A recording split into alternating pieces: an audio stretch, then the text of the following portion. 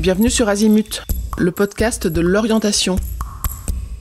Bonjour, dans cet épisode d'Azimut, je vous propose d'écouter l'interview de Jérôme Teilhard que j'ai menée hier. C'était la deuxième fois que je le rencontrais.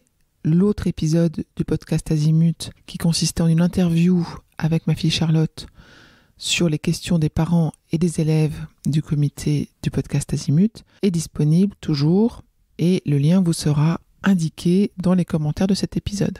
Cette année, c'est de nouvelles questions que je voulais poser à M. Teilhard et en particulier, j'avais envie de comprendre quel était son bilan de la saison 2022 et de comprendre quelles allaient être les perspectives pour 2023.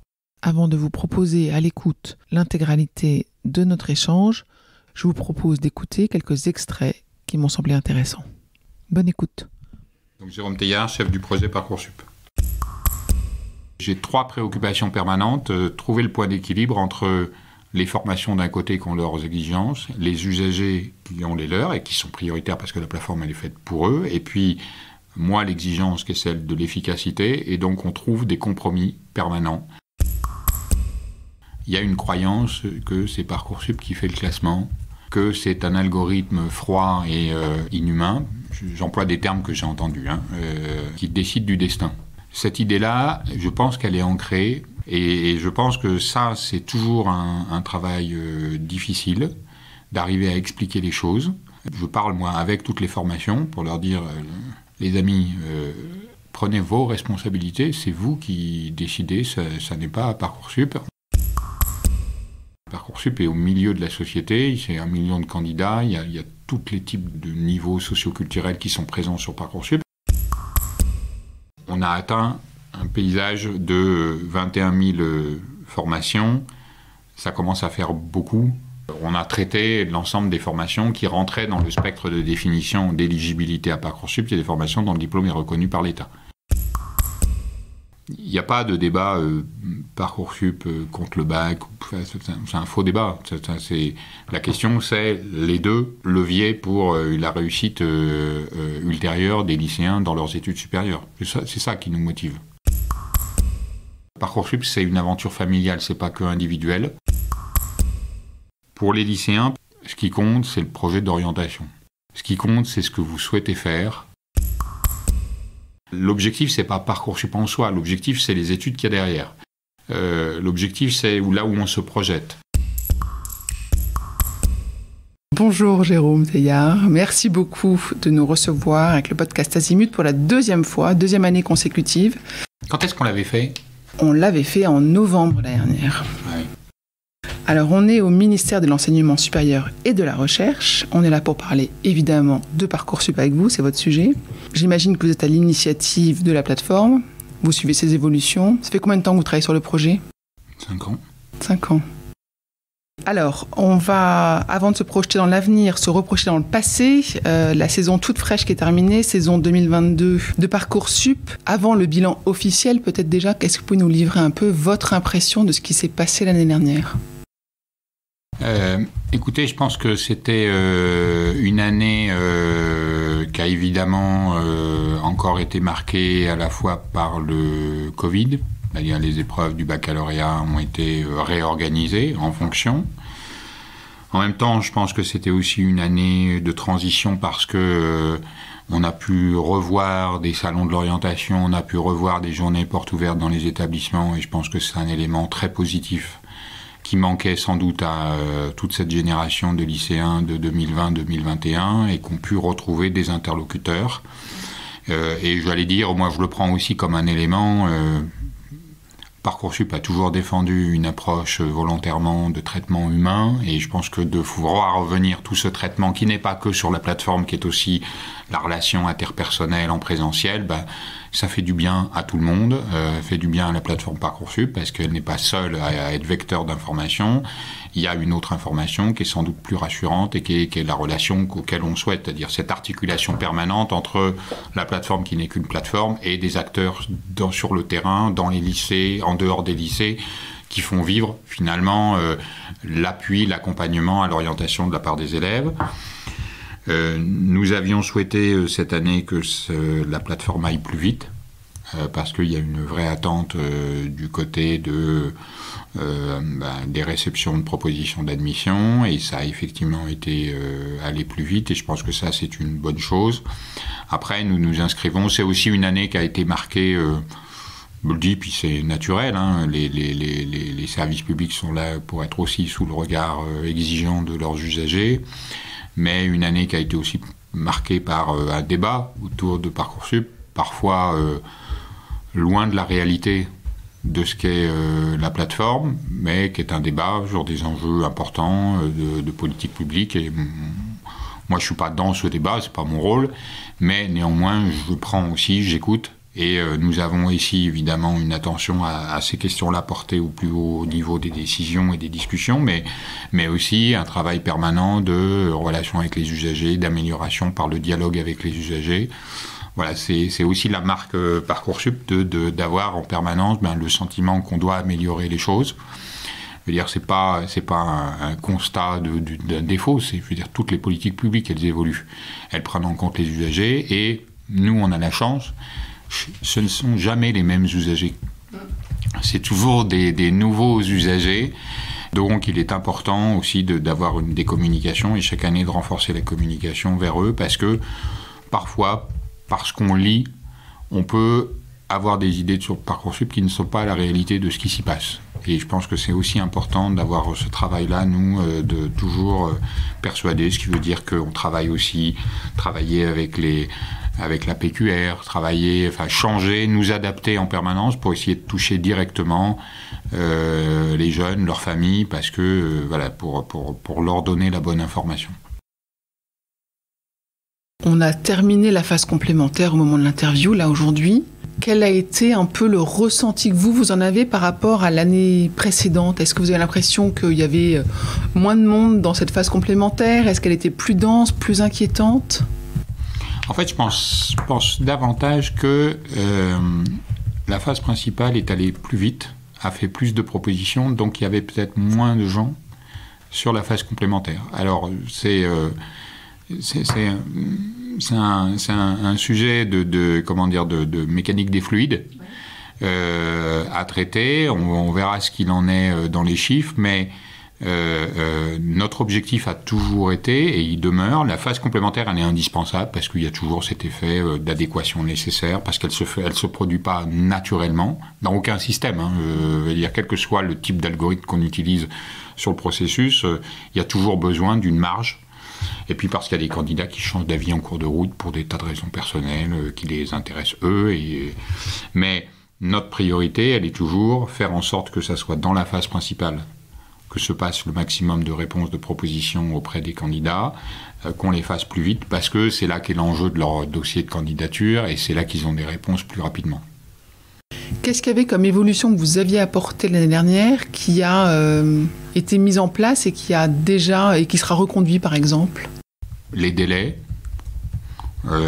d'avoir un suivi des délais, et puis parfois de réduire les délais. Encore une fois, on ne le fait pas dans l'absolu. C'est pas on se lève le matin et on dit qu'on va réduire les délais. C'est pas ça. C'est qu'on regarde quelles sont les pratiques des usagers afin d'optimiser au maximum. C'est-à-dire que mon objectif, c'est que les candidats aient suffisamment de temps pour répondre, mais qu'on n'ait pas un temps perdu qui soit finalement du temps perdu pour les autres et pour l'efficacité de la procédure. Nous avions fait un choix de raccourcir les délais, et ça a plutôt bien fonctionné. Et je le dis parce que c'est très important, sans qu'il y ait personne qui perde quelque chose. C'est-à-dire qu'il y a toujours un suivi, il y a des mécanismes d'alerte pour ceux qui sont usagers de Parcoursup. Il y a des messages, il y a des SMS, il y a les parents qui peuvent rentrer leurs données. Enfin, vraiment, j'allais dire, ça c'est quelque chose qu'on a mis en place depuis maintenant 4 ans. C'est fait partie des innovations qui ont un effet majeur, c'est-à-dire qu'on a apaisé le débat. Le débat public peut être plein de fort sur Parcoursup encore, même 5 ans après. Le débat avec les relations famille s'est beaucoup apaisé parce que personne n'est pris en traite, on prévient, on informe. Oui, il y a plus de transparence. Et oui, voilà, enfin, le mot est un mot un peu valise dans lequel on peut y mettre plein de choses, mais en tout cas, dans notre relation, nous, usagers, il y a le devoir d'information en amont et en permanence qui fait qu'on peut se permettre de réduire les délais, sans que ça soit quelque chose qui est mal vécu, c'est quelque chose qui se passe bien. On l'avait fait avec les fédérations de parents d'élèves aussi. Enfin, c'est toujours moi, j'ai 3 préoccupations permanentes. Trouver le point d'équilibre entre les formations d'un côté qui ont leurs exigences, les usagers qui ont les leurs et qui sont prioritaires parce que la plateforme elle est faite pour eux, et puis moi l'exigence qui est celle de l'efficacité, et donc on trouve des compromis permanents qui peuvent changer d'une année sur l'autre, qu'il faut repositionner, qu'il faut adapter, mais qui sont toujours à peu près basés sur trouver le point d'équilibre entre 3 considérations qui se marient pas spontanément. Donc il faut trouver les articulations en ayant ce souci d'accompagner les candidats. La question de la hiérarchisation à la fin de la phase principale aussi, parce que c'est un moment, encore une fois, il faut bien rappeler ce contexte-là parce que c'est très important. Il ne s'agit absolument pas de demander aux candidats au moment où ils formulent leurs vœux d'avoir à se contraindre dans une liste. La liberté de choix, elle est quelque chose qui est reconnu, qui est apprécié par les lycéens, qui va avec la philosophie aussi. Après, il faut trouver l'articulation avec l'efficacité, notamment lorsque la procédure est déjà installée depuis un bon moment et donc que les candidats ont des résultats et qu'il faut pouvoir accélérer avec toujours un même objectif, pouvoir apporter des propositions au plus grand nombre et faire en sorte que ça arrive le plus tôt possible, de manière à réduire à la fois l'attente, le sentiment d'attente, et puis de permettre, parce que c'est ça notre priorité, c'est que quand on a des réponses qui sont plutôt au mois de juillet, c'est plus facile de rechercher un logement, c'est plus facile de se projeter pour sa rentrée étudiante que quand c'est à la fin du mois d'août. Donc c'est toujours ce paramètre-là qui nous guide. Donc cette initiative de hiérarchisation des vœux, là, ne va pas être implémentée dès le départ non, pour la prochaine ouverture. Ça a toujours été très clair, hein, c'était pas du tout l'objectif. Et puis quand vous dites initiative juste pour le repositionner, c'est-à-dire qu'on travaille avec un comité éthique et scientifique qui avait fait cette préconisation-là, en disant bien qu'il ne s'agissait pas de rétablir au début, donc on s'est inscrit dans cette logique-là, c'est de trouver l'équilibre. Là aussi, c'est une question d'équilibre entre satisfaire le plus grand nombre, trouver des exigences, ça induit toujours des contraintes, enfin, c'est toujours un équilibre hein, de droits, de devoirs, pour arriver au meilleur point d'équilibre. Il est à inventer, il est à tester dans le respect des usagers, dans le respect des formations et avec le souci toujours de l'accompagnement parce que on ne peut rien faire sur Parcoursup, enfin comment dire, on ne peut rien faire qui ne soit pas accompagné. C'est-à-dire on a un public qui est jeune, on a un public qui a aussi d'autres préoccupations dans la vie et puis c'est bien naturel. Et donc il faut l'accompagner, il faut accompagner les familles. Et moi, je crois que c'est toujours un axe de travail intéressant que d'avoir ce travail-là pour toujours expliquer ce que l'on fait, pourquoi on le fait et dans quel sens, quels sont les résultats qu'on estime pouvoir atteindre avec ces évolutions-là.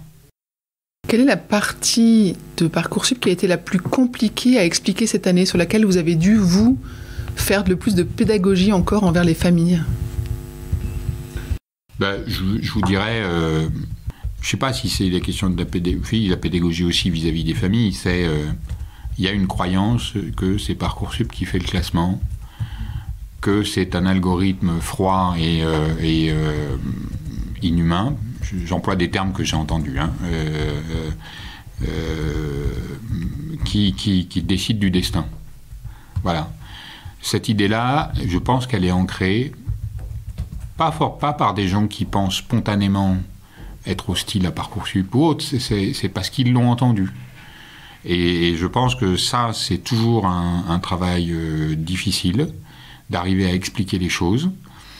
C'est un travail duquel je parle, moi, avec toutes les formations, pour leur dire, les amis, prenez vos responsabilités, c'est vous qui décidez, ça n'est pas Parcoursup, on ne peut pas être les seuls. Donc il faut trouver ça veut dire qu'il faut renforcer encore notre pédagogie, notre travail d'explication, d'information.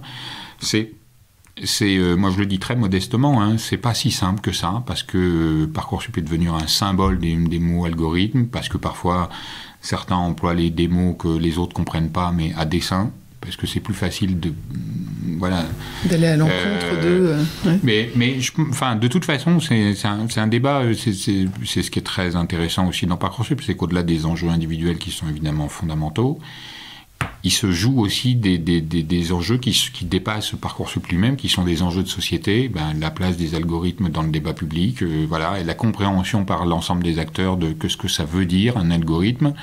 Voilà, ce sont des enjeux difficiles, et je comprends que ça soit difficile pour les familles aussi, pour beaucoup d'acteurs de comprendre. Après, nous, notre enjeu, c'est de travailler avec les formations pour revenir à la réalité. Comment ça fonctionne, donc expliquer mieux comment ça fonctionne, donner des éléments à partir de ce que nous avons comme données, essayer d'être plus prévisible. C'est à la fois une demande qui a été faite par le président de la République dans le cadre de la campagne électorale. C'est évidemment un souci qui nous guide. Plus de transparence pour expliquer. En fait, c'est pas la transparence pour la transparence, c'est la transparence pour expliquer, pour qu'elle permette à des jeunes d'avoir des informations plus tôt, pour faire des choix ensuite, plus tard, de manière plus éclairée. C'est terriblement exigeant, mais on est là pour répondre à cette exigence parce que c'est celle du grand public. L'année dernière, malheureusement, donc les épreuves du baccalauréat de spécialité ont été décalées, ont été repoussées dans le temps. Est-ce que vous savez comment est-ce que les formations ont intégré cette donnée-là, du coup, pour ne pouvant plus compter sur des notes nationales? Est-ce que vous savez comment est-ce qu'ils ont arbitré la prise en compte de ces notes, de ces non-notes, justement? Alors, en fait, c'était assez facile, puisque, j'allais dire, on en était à la 3e fois où on essayait sans pouvoir. Et puis 2, il ne faut jamais oublier que ne pas prendre en compte ces notes-là voulait juste dire faire comme avant. Donc, en fait, il n'y avait pas de rupture. Et puis, ils ont été informés, les décisions, elles se prenaient à la fin du mois de janvier, donc bien avant. Donc, nous avions accompagné, évidemment, les formations, à la fois sur la décision, sur qu'est-ce qu'elle signifie. Et on avait le système plan B parce qu'on le connaissait. Le plan B, c'était juste le plan A d'avant. Ce qui a été plus, pas difficile, mais en tout cas perturbateur pour les formations du supérieur, c'était le fait que le bac soit positionné au mois de mai, pendant des périodes où il y avait des oraux. Donc là aussi, on a joué notre rôle, qui était d'être prescriptif, c'est-à-dire que moi j'avais passé des consignes très claires aux formations en disant interdiction absolue de convoquer des lycéens pour des oraux dans la période allant du 9 au 13 mai, qui était la période à la fois de préparation, enfin la semaine, on va dire, où il y avait ces épreuves-là. Et ça a été bien compris. Pour certains, il a fallu faire de la gymnastique dans l'organisation des rendez-vous, mais je crois que tout le monde l'a bien compris et a joué le jeu. Mais vous voyez, ça c'est exactement l'illustration que je veux donner du travail permanent entre les formations, les usagers. Là, il y a un sujet important pour les usagers, il faut pouvoir le prendre en compte, c'est exigeant pour les formations, mais en même temps, et Parcoursup joue son rôle, c'est-à-dire que on est un rôle à la fois de conviction, on est un rôle d'organisation et d'harmonisation, et qu'apprécient les formations, parce que s'il n'y avait pas ce rôle un peu d'arbitre, en fait, c'est chacun qui ferait en fonction de son intérêt.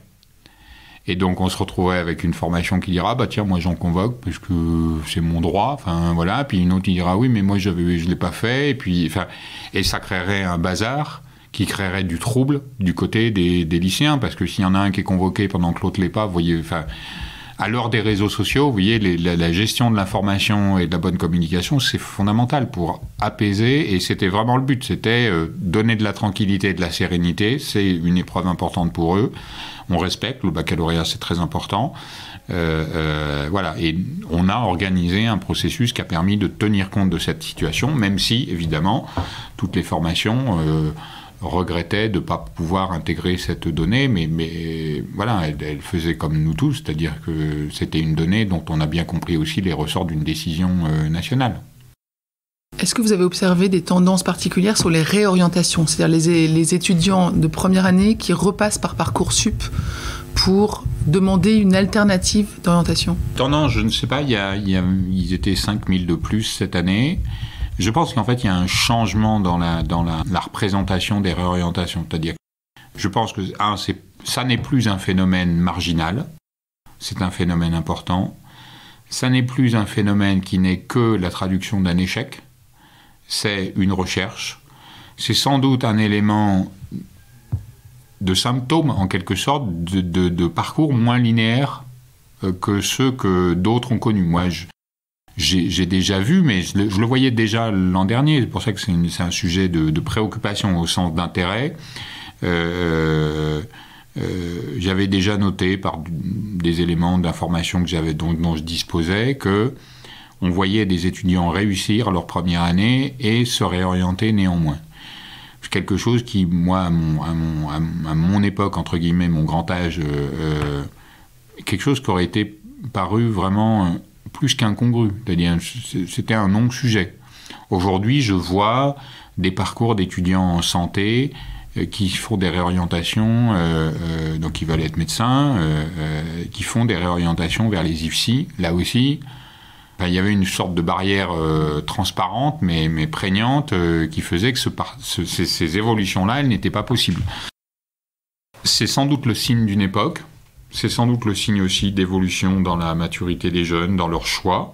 Et moi, c'est pour ça que j'aime bien m'intéresser aussi à ces choses-là. Enfin, Parcoursup n'est pas isolé dans la société. Parcoursup est au milieu de la société. C'est 1 million de candidats. Il y a tous les types de niveaux socioculturels qui sont présents sur Parcoursup. Et quand je lis, moi, des articles sur des élèves ingénieurs qui décident d'abandonner leur cursus parce que ça ne correspond plus à leur philosophie, et pas des mauvais élèves, pas des élèves dans des formations entre guillemets secondaires, des formations d'excellence.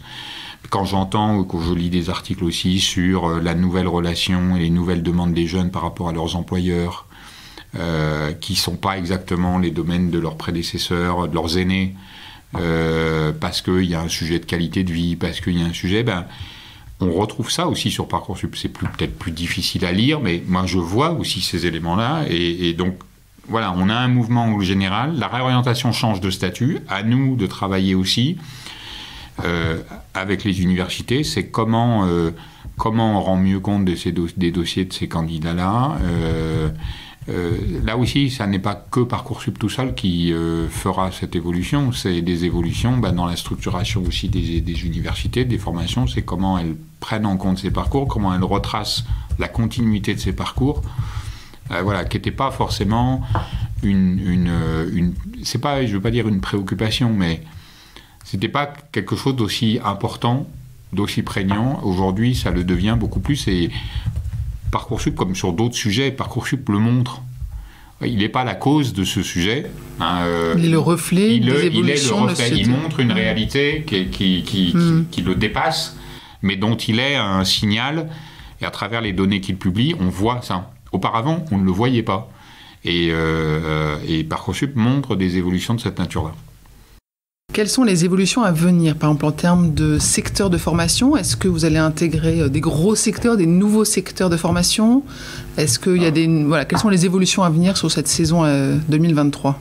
Alors, je serais sans doute très limité sur cette préoccupation-là, parce que la ministre doit elle-même indiquer qu'elle ferait... il y aura des améliorations sur Parcoursup, et donc c'est un travail qui se fait avec nos collègues du ministère de l'Éducation nationale et de la jeunesse, et donc on aura des développements sur ces questions-là. Après, ce qui est important, c'est en termes d'offres de formation, on a atteint un paysage de 21 000 formations. Ça commence à faire beaucoup. On a traité l'ensemble des formations qui rentraient dans le spectre de définition d'éligibilité à Parcoursup. C'est des formations dont le diplôme est reconnu par l'État. Il y aura peut-être encore des formations en apprentissage, on verra, mais c'est pas augmenter pour augmenter. Il peut d'ailleurs y avoir maintenant, et on le voit, c'est des évolutions dans la structuration des formations. On l'avait déjà commencé avec PASLAS, la réforme des études de santé, la réforme des buts, la réforme des écoles vétérinaires. Voilà. On voit qu'il y a une réorganisation interne à la manière dont se sont présentées ces formations sur Parcoursup. Est-ce qu'il y a d'autres, justement, aménagements des études supérieures qui vont avoir un impact sur Parcoursup dès cette année?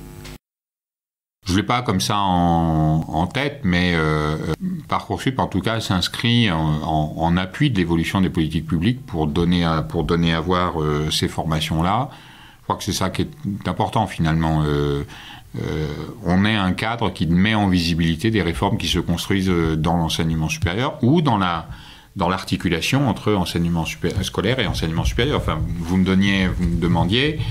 J'allais dire, on est reparti, mais pleinement motivé pour pouvoir intégrer les notes des enseignements de spécialité qui doivent se dérouler entre le 20 et le 22 mars. Ça, c'est un changement structurant qui impactera Parcoursup et qui est à l'articulation avec toujours cette préoccupation qui est la nôtre de créer un continuum entre l'enseignement scolaire et l'enseignement supérieur, parce que le continuum, ça veut dire une idée de sécurisation, ça veut dire une idée de temps pris, et puis les EDS, c'est important, parce que je pense que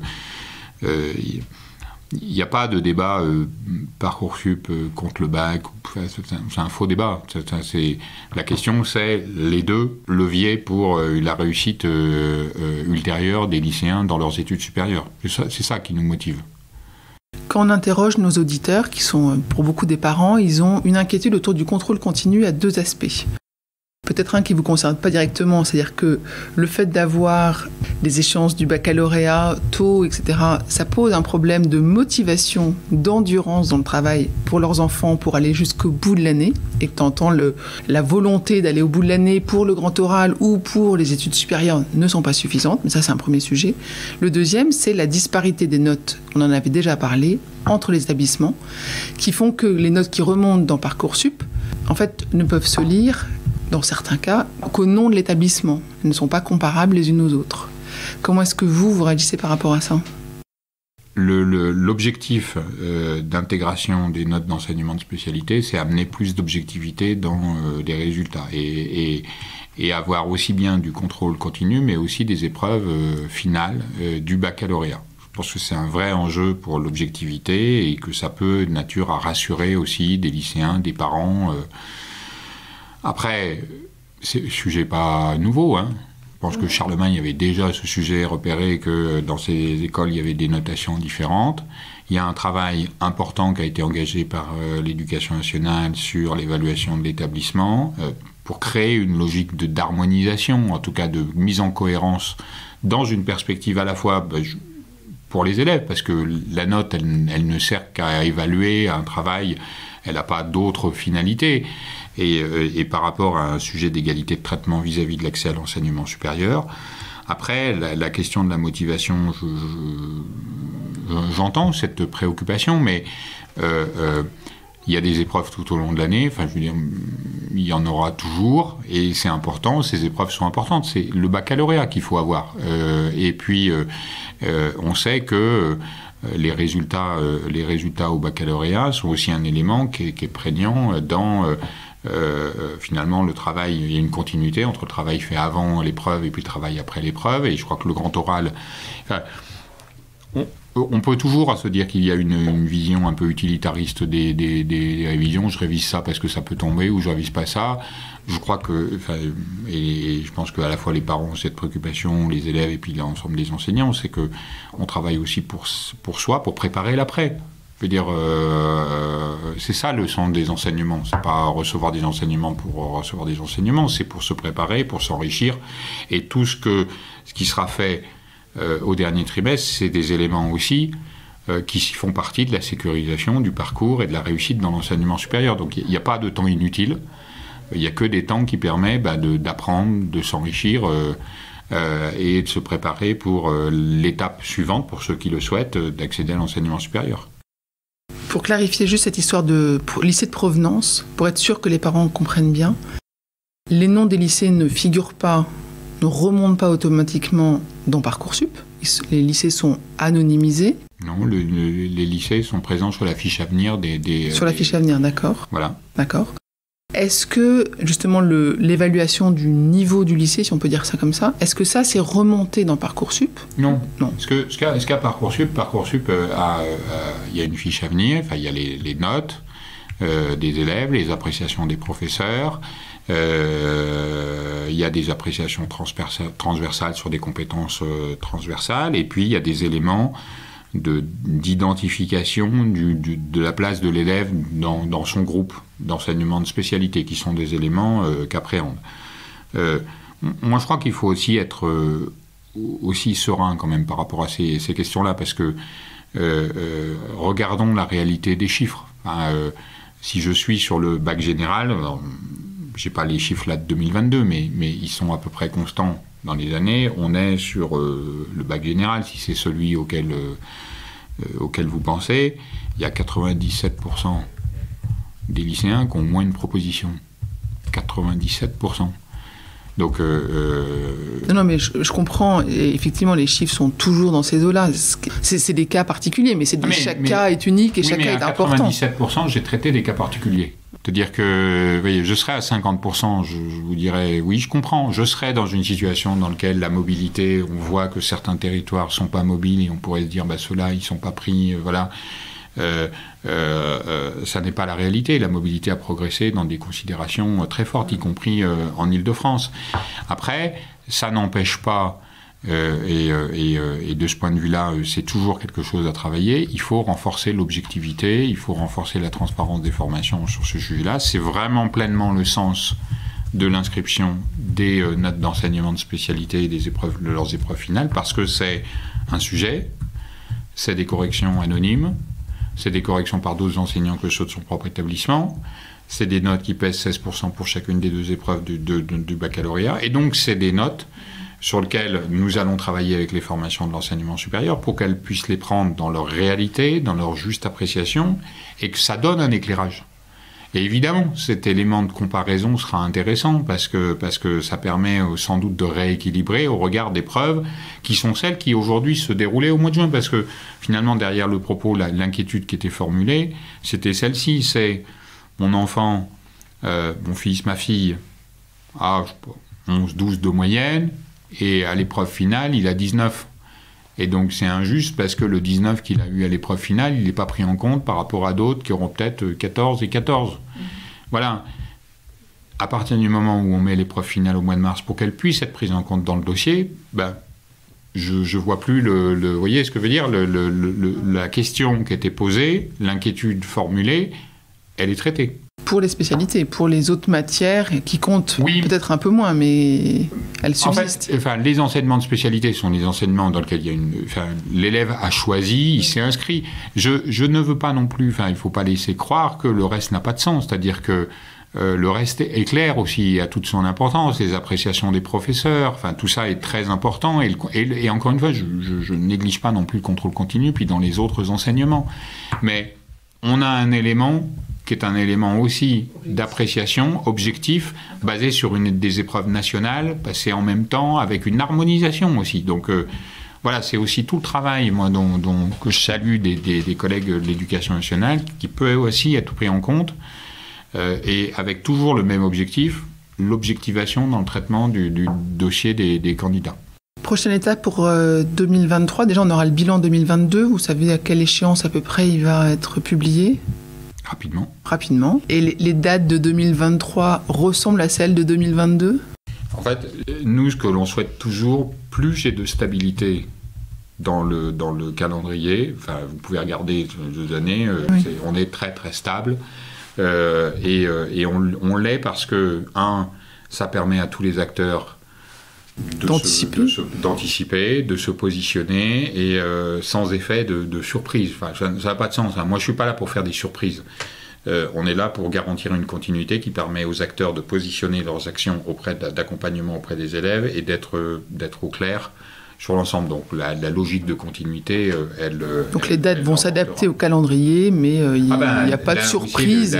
Chaque année, change de date. Voilà. J'y suis absolument pour rien.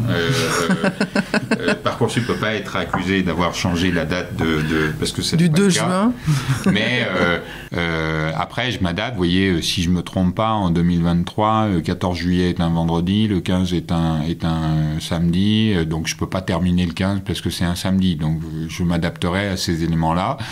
Ça fait partie de la glorieuse incertitude du calendrier scolaire. Très honorable comme réponse, chaque Voilà, mais en tout cas, l'idée que nous, c'est d'être dans la continuité, parce que c'est un élément important pour les acteurs qui, on ne cherche pas à chambouler les choses, on cherche à les améliorer, en apportant toujours plus d'informations qui soient utiles, sans en apporter trop. Vous voyez, le point d'équilibre entre le trop et le pas assez est pas si évident que cela, mais bon, ça fait partie du travail. Pour conclure, peut-être un conseil pour les parents et un conseil pour les lycéens ? Le conseil pour les parents, vous êtes un appui fondamental, très important pour vos enfants. un appui de confiance. Donc, on n'a pas besoin de surstresser des jeunes qui le sont peut-être déjà suffisamment. Votre rôle d'accompagnement, moi je suis là aussi pour l'accompagner, c'est-à-dire que il y a beaucoup d'outils de communication, ils sont là pour être mobilisés au service des parents. Moi vraiment les parents font partie des interlocuteurs et de mes acteurs associés. Je travaille beaucoup avec les fédérations de parents d'élèves, avec toujours le même souci, programmer en amont des temps d'échange qui puissent être bénéficiés à tous. Je pense qu'on a vraiment conscience que les parents sont des alliés dans Parcoursup. C'est une aventure familiale, c'est pas que individuel. Donc il faut que nous, on accompagne l'ensemble du cercle qui est autour du lycéen. Pour les lycéens, peut-être, ça sera toujours le même. Je suis sans surprise. Ce qui compte, c'est le projet d'orientation. Ce qui compte, c'est ce que vous souhaitez faire. Ce qui compte, c'est de ne jamais perdre une occasion de tester sa propre appréciation sur ce que je veux faire. On a le droit de changer d'avis. Enfin, c'est pas la première fois que vous le ferez dans votre vie. Donc voilà, il ne faut pas avoir de honte. Il n'y a jamais de mauvaises questions. Il n'y a pas de questions idiotes, il n'y a pas de questions stupides. Il n'y a que des questions quand on s'interroge sur ce qu'on a envie de faire. Et on a le droit d'avoir un chemin qui n'est pas une rectiligne. Le mien, il n'est pas du tout rectiligne. Et voilà, et je pense que c'est le cas de la plupart des gens. Donc il faut aussi anticiper, travailler sur le projet. Parcoursup, les règles de Parcoursup sont plutôt simples. Enfin, le fonctionnement de Parcoursup est plutôt simple. Donc ne vous angoissez pas sur ce sujet. Préparez-vous, profitez des salons, profitez des interlocutions avec les acteurs du supérieur pour poser toutes les questions que vous souhaitez poser. Voilà, c'est ça mon principal conseil, c'est de ne pas se tromper de cible. L'objectif, c'est pas Parcoursup en soi, l'objectif, c'est les études qu'il y a derrière. L'objectif, c'est là où on se projette. Continuer à être exigeant sur ce qui vous permet ensuite de vous projeter pour les études du supérieur. Parfait. Est-ce qu'il y a un sujet dont on n'a pas parlé ? Un scoop que vous vouliez me dire ? Parcoursup 2024. On fera 2023. On se revoit l'année prochaine ? C'est ça. Parfait, merci beaucoup. Je vous en prie. Je vous retiens quelques instants de plus pour vous remercier de votre écoute fidèle. Les nombreux messages que vous nous envoyez nous touchent beaucoup et nous lisons toujours les avis que vous nous laissez sur Apple Podcast avec émotion. Si ce n'est pas encore fait, allez nous déposer 5 étoiles et rédiger votre commentaire sur Apple Podcast et sur Spotify. Vous pouvez également vous abonner pour avoir les épisodes dès leur sortie. Et surtout, partagez l'existence du podcast autour de vous. Parlez-en. Pour bénéficier d'une lecture d'épisodes par thématique, nous vous recommandons d'aller sur notre site azimut-podcast.com. Vous verrez, tout y est très bien classé. Je vous souhaite une bonne journée ou une bonne soirée et à bientôt sur Azimut.